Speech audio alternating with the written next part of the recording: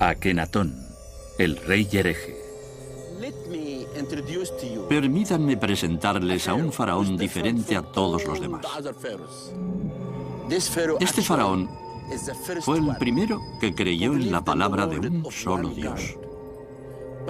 Su familia y el período de su reinado es un misterio, como una representación. Voy a contarles cómo termina esta historia, la de Akenatón, el rey hereje. Tu belleza se eleva en el horizonte del cielo. Oh Atón viviente, creador de la vida. Cuando te levantas por el horizonte oriental, llenas toda la tierra con tu belleza. Eres hermoso, grande, brillante. Dominas las naciones desde tu altura. Tus rayos abrazan la tierra, hasta los límites de todo lo que has creado. Eres el dios Sol, Ra, y lo conquistas todo.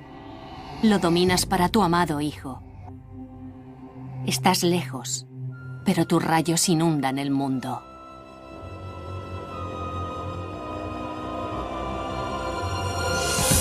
Atón, el disco del sol, el dios que durante cierto tiempo en la historia del antiguo Egipto sustituyó a Amón-Ra y a todos los otros dioses tradicionales.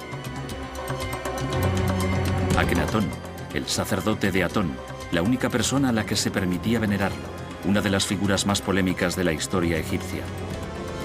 El faraón hereje que excomulgó al clero tebano y trasladó la capital al centro del país. El faraón que se casó con la mujer más hermosa de los tiempos antiguos, Nefertiti. Su vida y la de su familia, la dinastía perdida de Amarna, está envuelta en el misterio. A la muerte de Akenatón, su nombre fue eliminado de los monumentos, cartuchos y estatuas, y su ciudad desmantelada piedra a piedra. Su momia fue retirada de la tumba real y trasladada lejos de la nueva capital. ¿Pero a dónde? ¿Y por qué? Esta es una de las tumbas más misteriosas del Valle de los Reyes, la KV55, que significa que es la 55 del Valle de los Reyes. Es muy extraño que no se sepa nada de la historia de esta tumba, para quién fue construida y qué se ha encontrado en esta tumba. Es como una película de suspense. Habrán oído muchas cosas, pero no conocen la verdadera historia. Yo les contaré lo que ocurrió. Esta tumba no tiene ninguna inscripción. En la entrada hay 22 escalones. Y bajas a la cámara y no hay escenas, no hay inscripciones, como si hubieran sido eliminadas expresamente. Voy a contarles los motivos. Cuando Davis halló la tumba en 1907, encontró muchas cosas extrañas diseminadas por el lugar. Theodore Davis encontró paneles de madera dorada sobre el suelo de la tumba. Otras estaban apoyadas contra una pared. Una mostraba un retrato muy dañado de Akenatón adorando el disco del sol y llevaba grabado el nombre de la reina Ti. Y en un rincón, 4 vasos canopes que contenían los órganos de una momia. Todos esos objetos nos dicen algo sobre Amarna. Pero, ¿por qué estaban dispersos en esta zona? Entre ellos se encontró un ataúd muy importante, un ataúd muy bello, que se trasladó al Museo de El Cairo. Es un magnífico sarcófago decorado con miles de piezas de pan de oro y piedras semipreciosas. Un taraceado multicolor en forma de alas de pájaro que lo envuelve brindándole protección. La máscara funeraria fue retirada parcialmente y el nombre del faraón, que debería estar en el cartucho, totalmente borrado. Dentro de ese ataúd encontraron un esqueleto, un misterioso esqueleto. Algunas personas creen que ese esqueleto es el de la reina Ti. Pero después se ha estudiado y se ha descubierto que no es de una mujer, sino de un hombre. Y se pensó que podría ser de Akenatón.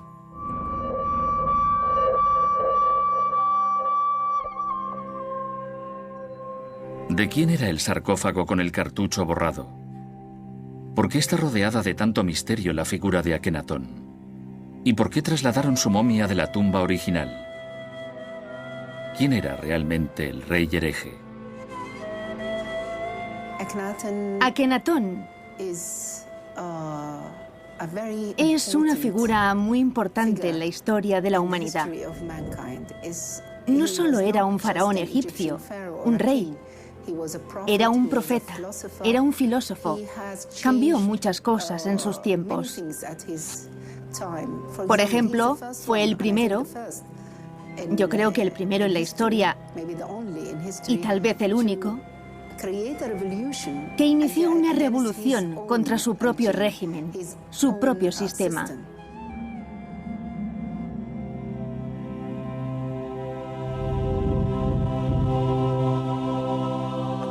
Estoy convencido de que Akenatón debería ser recordado porque cuando subió al trono en su época, anunció la idea de un solo Dios. En Egipto nunca se había adorado a un solo Dios, pero Akenatón lo dijo muy claro.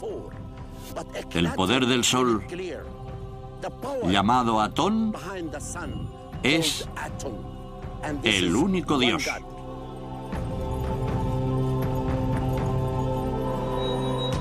Akenatón, el segundo hijo de Amenhotep III y la poderosa reina Ti, subió al trono con el nombre de Amenhotep IV, que significa el dios Amón está satisfecho.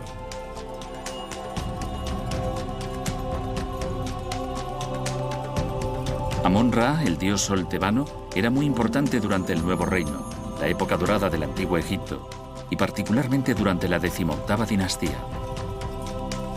Los sacerdotes de Amón se convirtieron en una casta de suma importancia, incluso con más poder que el faraón. Cuando Akenatón ascendió al trono, Amón-Ra era el dios más poderoso y pudiente de los dioses egipcios. Era el rey del panteón del Estado, era el rey de los dioses, y su riqueza y su importancia se reflejaba en los grandes monumentos construidos para él, por ejemplo en el centro de Tebas, en Karnak y en Luxor. Al principio de su reinado, alrededor del 1350 a.C., Amenhotep IV todavía respetaba y mostraba devoción a los dioses de la tradición egipcia. Pero en el 5.º año de su reinado, el faraón se puso abiertamente en contra de los sacerdotes tebanos. Estaba en contra de los sacerdotes de los otros dioses, especialmente de los del rey de los dioses, Amón-Ra. Y el clero era muy importante y muy poderoso en esa época. Se puso en su contra y se negó a tenerlos a su lado. Este fue el principio de su herejía.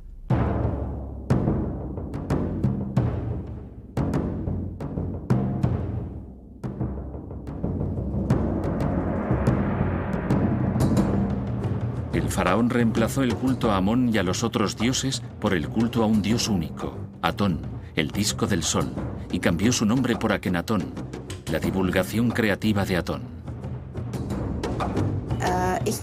Akenatón creía en un solo dios, el dios del disco solar, el dios de la energía solar. Y todo lo que quería era vivir en paz.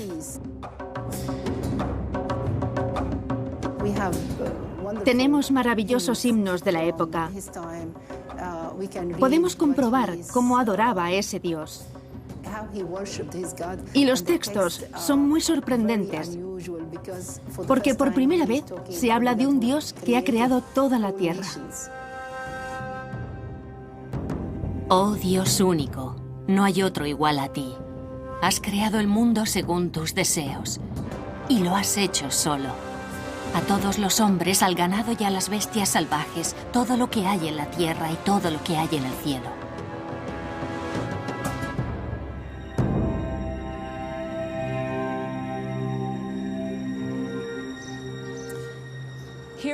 Aquí, en el patio del sol del templo de Luxor, podemos ver pruebas tangibles de un periodo fascinante de la historia egipcia, de la herejía de Akenatón. En la parte superior de la columna que está detrás de mí hay un cartucho que contiene uno de los 5 nombres de Amenhotep III, padre y predecesor de Akenatón. En ese cartucho se lee Nebmat Ra, amado de Amón Ra. Es el jeroglífico para representar a Amón, un junco, un tablero y una onda de agua, pero fue deliberadamente borrado por orden de Akenatón.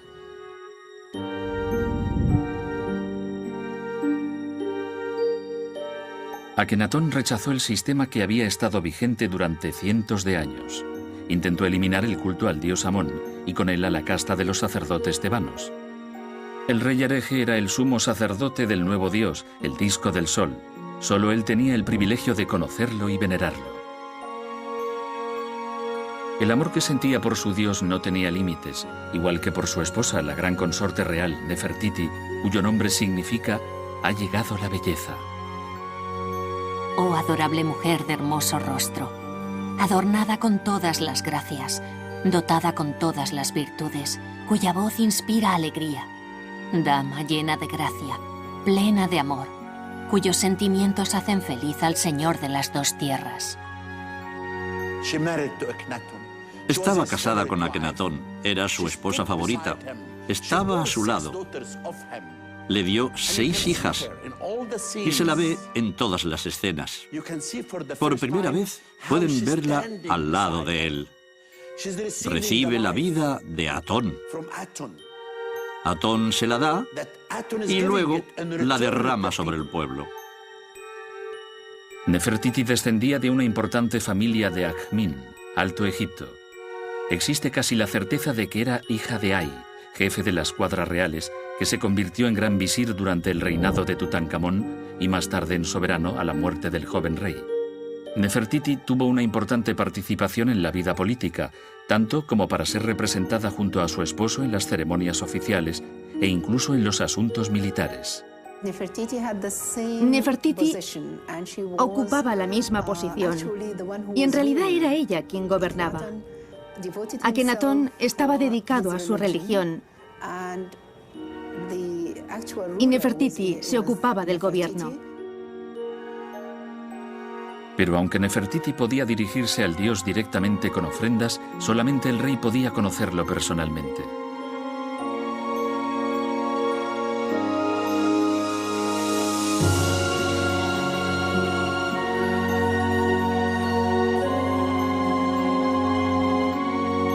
Akenatón era un idealista, un visionario, hasta el punto de abandonar la ciudad de Tebas para fundar una nueva capital, un lugar totalmente dedicado al disco del sol. Su elección recayó en el lugar conocido hoy como Tel el Amarna.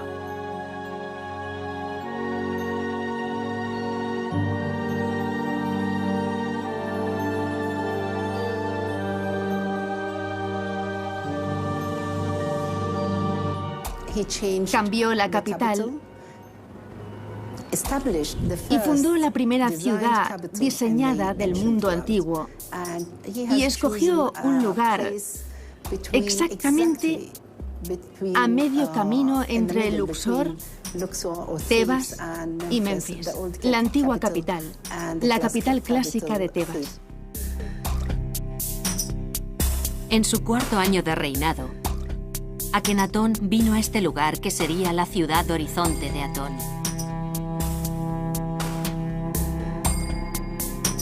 Todos los que llegaron besaron el suelo cuando Su Majestad declaró: Atón me ha ordenado que construya esta ciudad como un monumento eterno para su gloria.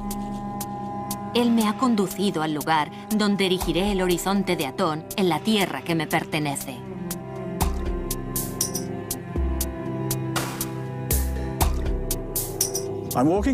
Estoy recorriendo las ruinas del Palacio Norte, que forma parte de la ciudad de Akenatón. Usamos la palabra ciudad, pero no es así como la llamaba Akenatón. Aquí estaba la ciudad de Akenatón, en un terreno cuidadosamente escogido, que Akenatón llamó el horizonte del disco. ¿Por qué construir una ciudad en lugar tan remoto? ¿Por qué escogió el faraón esta llanura desierta?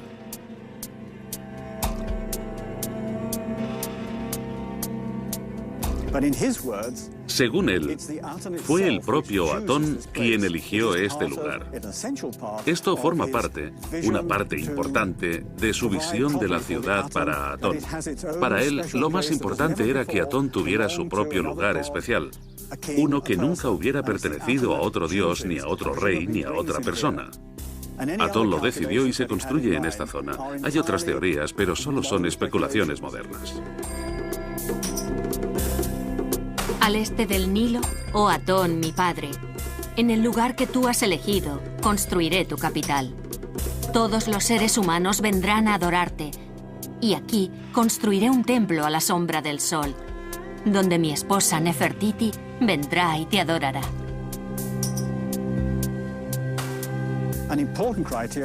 Una de las condiciones importantes es que el terreno no perteneciera a nadie, y eso significa que forzosamente debía ser un lugar en el desierto.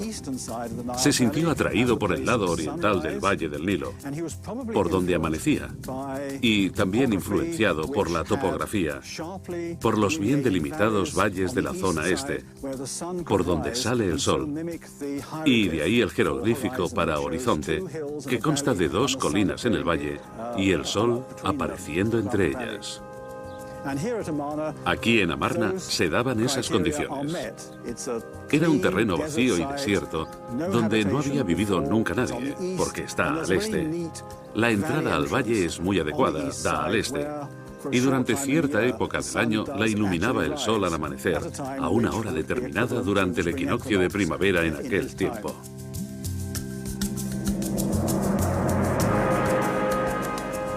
La ciudad se construyó en pocos años. Akenatón tenía prisa por ver su sueño hecho realidad y utilizó todos sus recursos. Los suelos de los edificios de la ciudad fueron construidos de una forma nueva. Una de esas novedades era colocar donde se iba a levantar el edificio una capa de arena blanca y brillante mezclada con grava para hacerla más firme, y luego se levantaban las paredes de bloques uno a uno. Las paredes exteriores estaban formadas por pequeños bloques y cada uno medía 52 centímetros. Así que una pared tendría tantos bloques de largo. En las canteras se cortaban de ese tamaño. Y por primera vez, todos los bloques de piedra se cortaron al mismo tamaño. Los traían ya cortados y se colocaban fácilmente sobre los cimientos previamente construidos.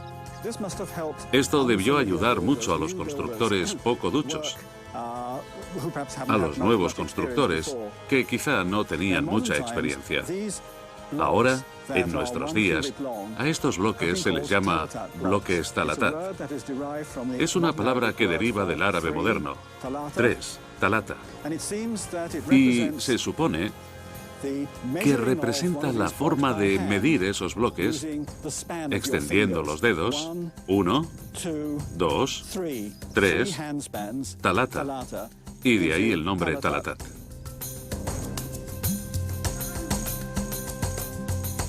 Esto hizo la construcción mucho más sencilla y más rápida. Los edificios se decoraban profusamente según el nuevo estilo artístico, innovador y único de Amarna.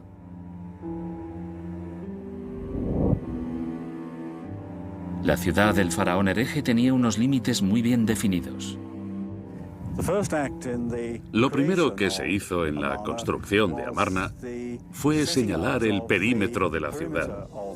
Y se hizo esculpiendo en los acantilados una serie de grandes tablas o estelas, acompañadas de estatuas de Akenatón, Nefertiti y algunas de sus hijas. En las estelas se indicaba el plano de la ciudad, una relación de los proyectos que Akenatón pensaba edificar. La construcción de un gran templo dedicado a Atón, una serie de edificios para él y su familia, la creación de una necrópolis con una tumba real y tumbas para los dignatarios de la corte. Hay un importante decreto esculpido en tablas. En realidad son dos. El primero fue hecho en el 5º año del reinado y el segundo decreto fue esculpido en el aniversario del 6º año. y revela algunas de las ideas de Akenatón, todo escrito en primera persona. El primer juego de estelas nos dice que Atón escogió el lugar para sí y para Akenatón, y la importancia de que fuera un terreno que no hubiera sido utilizado nunca y que no hubiera pertenecido a nadie antes. El gran templo del sol, dedicado a Atón, era el centro de la nueva capital.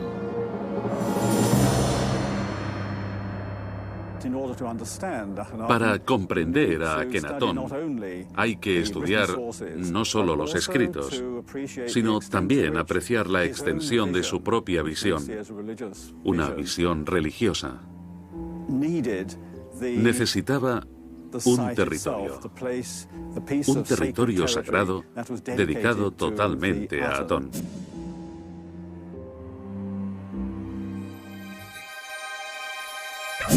La estructura arquitectónica del templo de Atón era revolucionaria en Egipto, algo muy diferente al diseño de los templos tradicionales.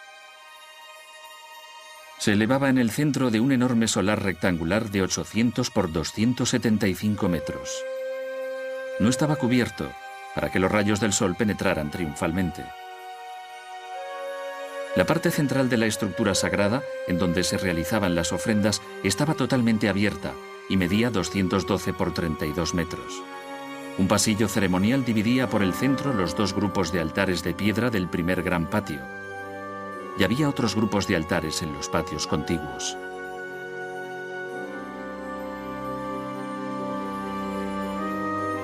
El templo era una secuencia de patios descubiertos llenos de altares para ofrendas.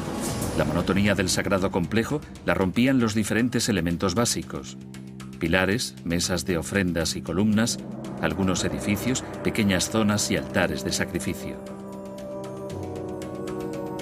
A diferencia del templo de Amón en Karnak, el gran templo no era un mundo separado e independiente, sino una parte esencial de una ciudad totalmente dedicada al disco del sol.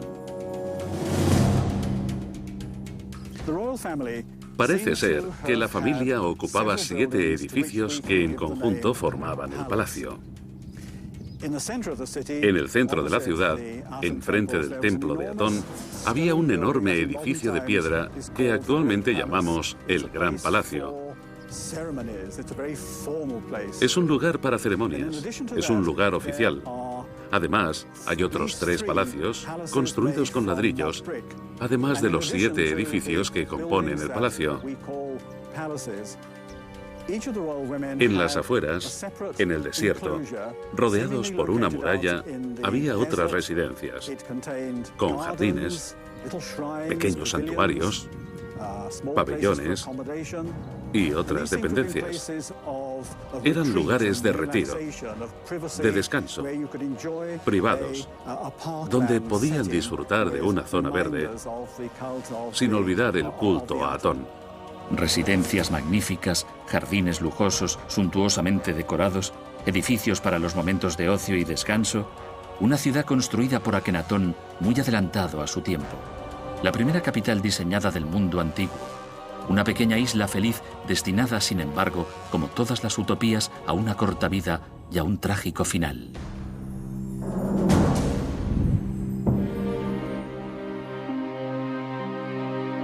Los cambios dictados por el faraón hereje no se limitaban a la religión y la política, sino que afectaron a todas las áreas de la vida egipcia. La revolución no se limitaba a la religión. Era para todo. Cambiaron el lenguaje.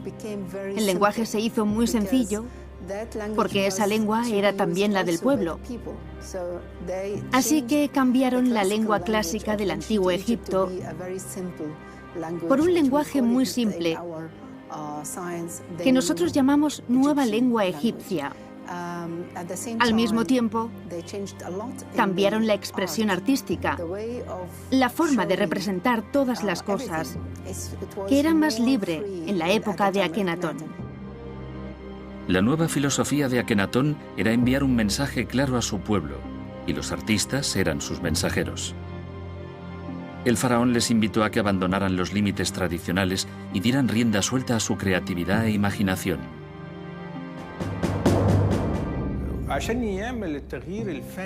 También cambiaron los objetivos artísticos. Se dio gran importancia a las características humanas y los sentimientos, y las proporciones y los cánones artísticos dejaron de ser los del pasado. Akenatón dio a los escultores de la corte, Bek y Tutmosis, la responsabilidad de cambiar las proporciones y las formas artísticas. Tutmosis montó un taller en la zona de Tel el Amarna, donde se han encontrado moldes de cabeza en yeso, bocetos sobre losas de piedra y bustos con unas inusitadas proporciones del rey. Algunos lo representan con una barbilla muy prominente y otros con una barbilla mucho más pequeña. La revolución llegó a todo. Las proporciones del cuerpo, la expresión de los rostros. El arte era un reflejo de la ruptura con las antiguas tradiciones de Egipto. En ese momento, también vemos un cambio en los templos, en los frescos y en el arte en general. Los estilos se hacen cada vez más humanos, con representaciones más refinadas. Fíjense en la delicadeza de los dedos del rey cuando toca los rayos del sol durante el culto. Casi podemos ver la emoción en sus labios y su cuerpo, cómo cierra los ojos ante los poderosos rayos del sol. Esto es lo que distingue el arte de Amarna. Durante años, los eruditos se han preguntado a qué se debe la extraña representación de Akenatón. Amplias caderas, torso estrecho y labios prominentes. Sin duda son rasgos femeninos. El descubrimiento de dos inmensas estatuas en Karnak ha dado pábulo a toda clase de teorías. Algunos han hablado de hermafroditismo, malformaciones e incluso el síndrome de Marfan. La estatua, que representa al faraón desnudo, sin atributos sexuales, ha alimentado muchas leyendas. Pero la explicación es mucho más sencilla. Se consideraba a sí mismo hijo del Dios que creó el mundo. El Dios que creó el mundo era a la vez varón y hembra. Y como él era parte de ese Dios, también era varón y hembra al mismo tiempo. Para representar los conceptos religiosos contenidos en el himno a Atón, en el que se dice: tú eres la madre y el padre de todo lo creado, y en tu dualidad eres madre o padre. El artista tuvo que modificar la apariencia física de la estatua para representar al soberano tanto en su lado maternal como paternal. Las cabezas del faraón y su familia también son representadas de una manera anormal. La cabeza grande puede representar la infancia, la pureza o incluso algo más. Se discutía sobre por qué las cabezas de los soberanos y sus hijas son de esa forma. Y aunque algunos lo atribuían a una deformidad física o a una enfermedad congénita de la familia, en realidad se debe a una nueva forma artística.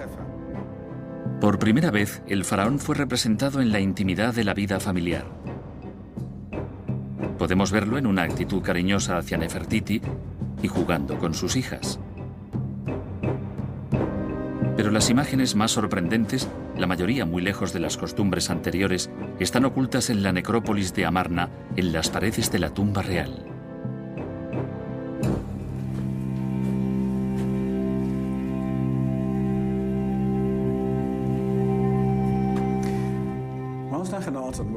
Cuando Akenatón estaba en Amarna, murió su segunda hija, Meketatón, y fue enterrada en esta pequeña cámara, que es un anexo a la tumba real principal.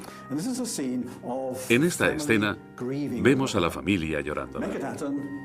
Meketatón, la segunda hija que murió, está aquí como una joven princesa aún viva. Sabemos que es Meketatón porque su nombre está esculpido aquí. Dice que es hija de la reina Nefertiti y ante ella está su familia. Aquí está Akenatón, su padre, y detrás la reina Nefertiti, su madre, y más allá sus 3 hermanas, que están desoladas. Levantan los brazos en un ademán de dolor y desesperación. Es un ejemplo único en una tumba real, la expresión de un profundo sentimiento personal. Esta escena también nos dice algunas otras cosas del periodo de Amarna, lo que ocurrió. Aquí está el nombre de Akenatón. Nunca se había representado un cadáver, ni a un faraón en un momento de debilidad. Aquí vemos al rey ante el cadáver de su hija, triste, como estaría cualquier padre normal. El cuerpo de la niña está sobre su cama. La familia está alrededor llorando y mesándose los cabellos, como muestra del gran sufrimiento que les causa esta trágica muerte. Akenatón coge de la mano a Nefertiti en un intento de consolarla por la pérdida de su hija. Estos detalles son una auténtica revolución en el arte de Amarna.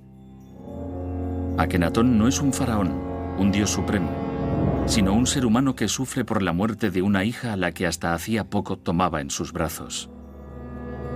Era un hombre como tantos otros.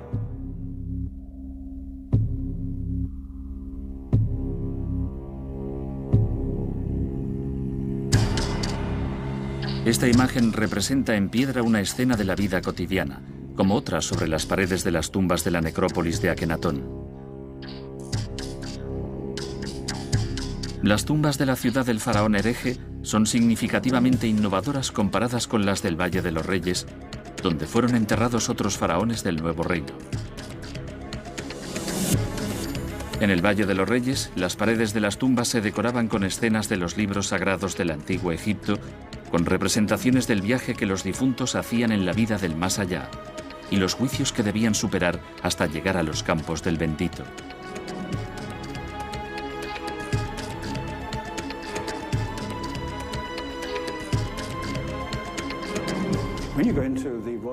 Cuando entras en la tumba real de Amarna ves que no hay nada dentro, lo único que hay son imágenes.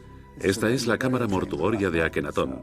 Forma parte de la tumba de Akenatón y todo lo que hay aquí son imágenes de la luz del sol. Es un universo de día que Akenatón habitará después de su muerte y en las paredes no hay nada más que imágenes de Atón, del rey y la reina. Los egipcios situaron el reino de los muertos al oeste, donde el sol se pone. Por eso, la inmensa necrópolis del Valle de los Reyes está en la orilla occidental del Nilo. Sin embargo, las tumbas de Amarna eran excavadas en las montañas del este de la ciudad. El tamaño de la tumba real, diseñada para dar sepultura a Akenatón y su familia, es excepcional. Los corredores y las salas casi doblan el tamaño de las tumbas tebanas. Y la cámara del sarcófago es enorme. 10,30 por 10,40 metros, con una altura de más de 3 metros. La construcción de esta tumba fue dirigida por el propio Akenatón. Estoy en la cámara funeraria sobre una tarima de madera que se colocó hace 3 años para comodidad de los visitantes. Si retirásemos la tarima, descubriríamos que debajo hay un suelo de piedra desigual. Pero a unos centímetros del suelo se levanta una base rectangular plana. Y esa es la base para un gran sarcófago, que creemos debía de ser el sarcófago de Akenatón. Cuando los arqueólogos limpiaron la tumba, encontraron un gran número de fragmentos de un sarcófago de granito rojo que se llevaron al Museo del Cairo para reconstruirlo.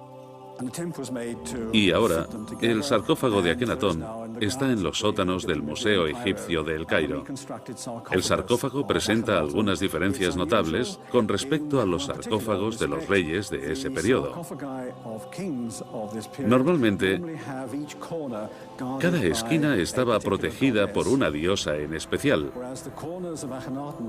mientras que el sarcófago de Akenatón está protegido por 4 figuras de Nefertiti con los brazos abiertos en un abrazo que protege el sarcófago.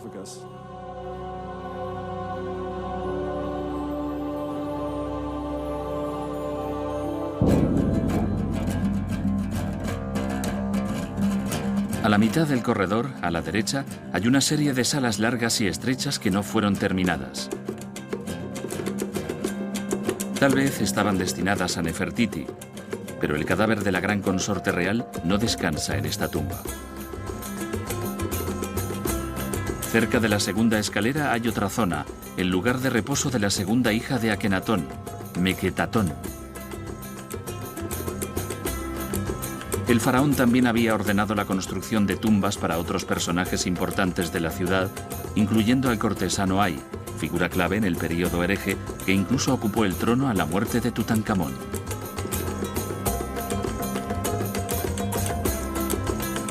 Otros dignatarios, como el visir, continuaban viviendo en Menfis, que seguía siendo un importante centro administrativo, y eran enterrados en Saqqara.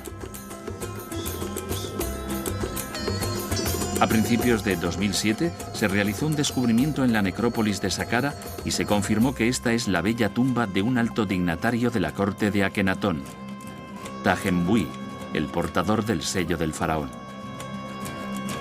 La importancia del personaje se aprecia en la magnificencia del sepulcro, decorado con bajorrelieves que representan monos comiendo fruta y al portador del sello recibiendo ofrendas. Akenatón vivió en su ciudad con Nefertiti y su familia, concentrado en el culto a su dios, en una especie de dorado aislamiento. Dejó a un lado sus deberes políticos, aunque las fronteras de Egipto estaban amenazadas por los pueblos cercanos.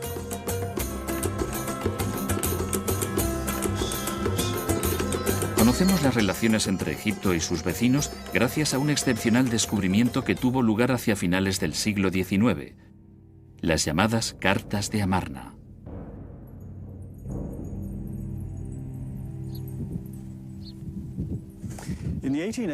En 1880, la gente de la localidad buscaba tesoros y cosas útiles e hicieron un interesante hallazgo. Encontraron una colección de tablillas de arcilla enterradas bajo el suelo que fueron vendidas como antigüedades. Los expertos averiguaron que eran tablillas con textos en escritura cuneiforme, unos documentos oficiales que se solían escribir en los caracteres de la lengua acadia. Estas tablillas de arcilla eran utilizadas comúnmente en ese tiempo para la correspondencia diplomática. Son de gran valor histórico, porque a diferencia de los textos hallados en las tumbas egipcias o los templos, dan una imagen real de la civilización egipcia de la época.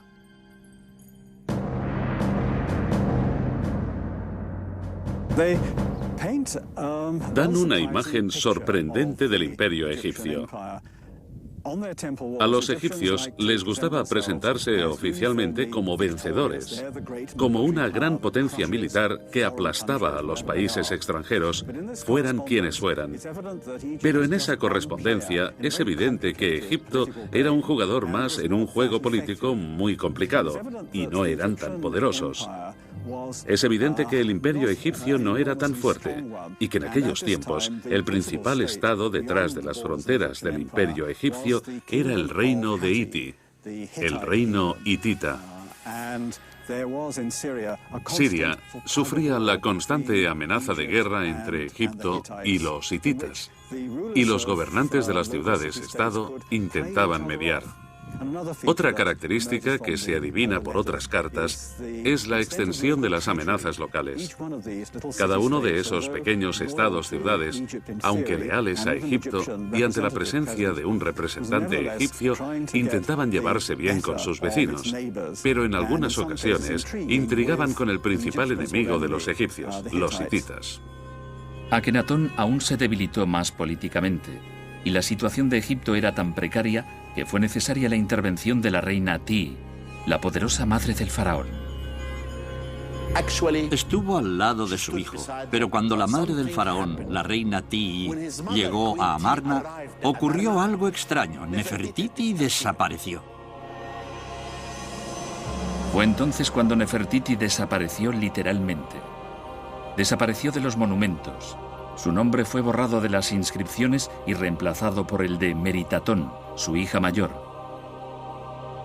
Tal vez murió, quizá cayó en desgracia. Es posible que cambiara de nombre.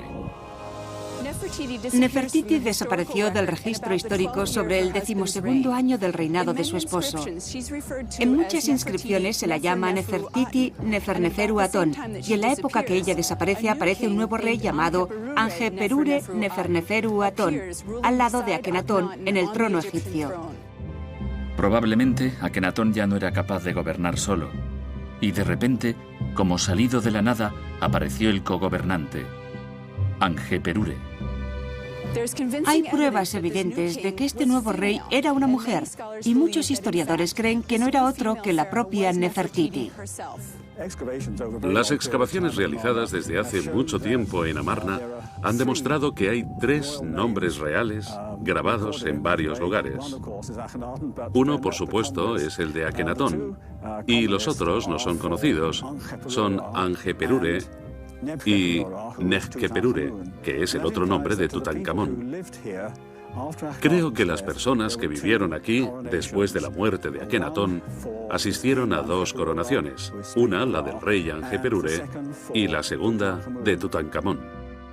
Nekhkeperure o Tutankamón, el niño faraón, esposo de Ankesenamón, hija de Akenatón, era para algunos expertos hijo del faraón y una concubina.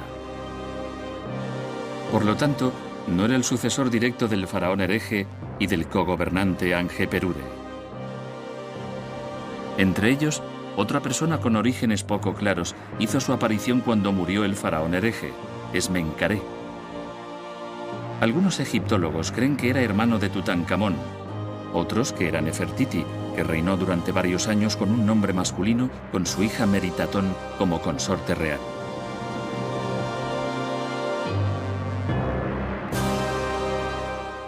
¿Qué pasó con Nefertiti cuando murió como reina o como faraón dirigente?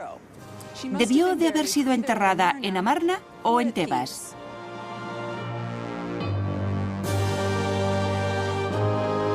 La mujer más hermosa de la antigüedad no descansa en la tumba real de Amarna.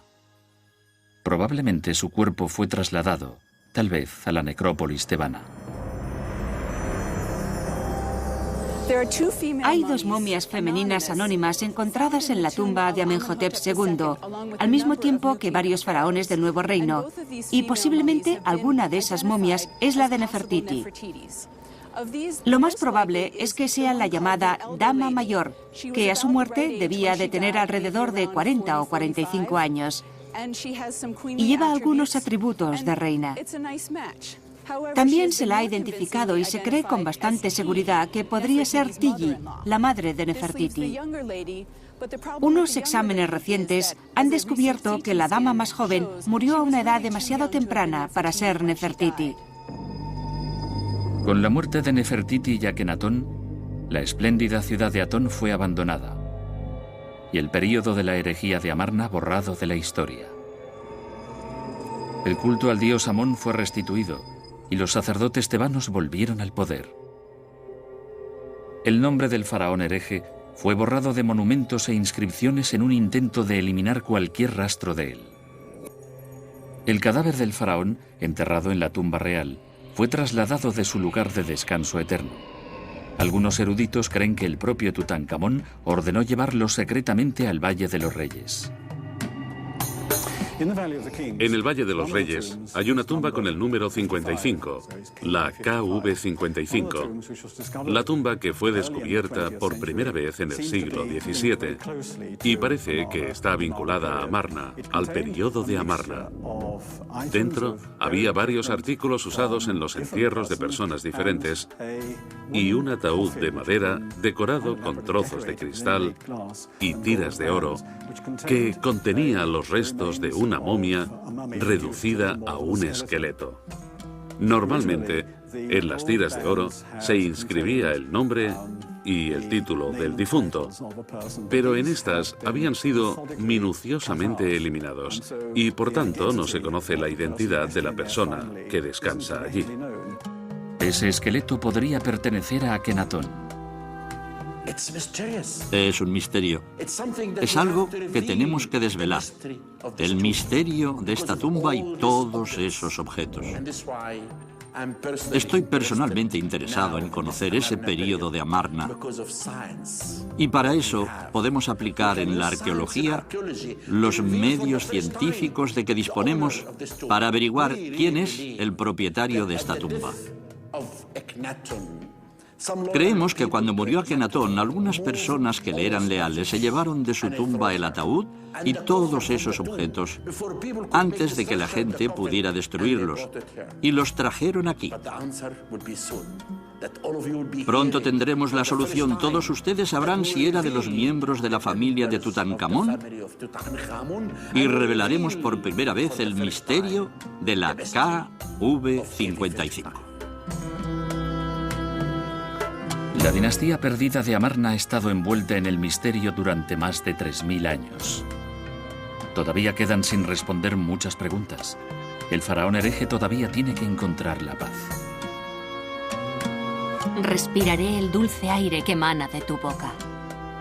Ruego por contemplar tu belleza cada día. Oír tu melodiosa voz cada día. Y tener un cuerpo joven y vital gracias a tu amor. Poder coger tus manos, que me dan la vida. Recibirla y vivir gracias a ti. Escucharte pronunciar mi nombre por siempre y que esté para siempre en tus labios.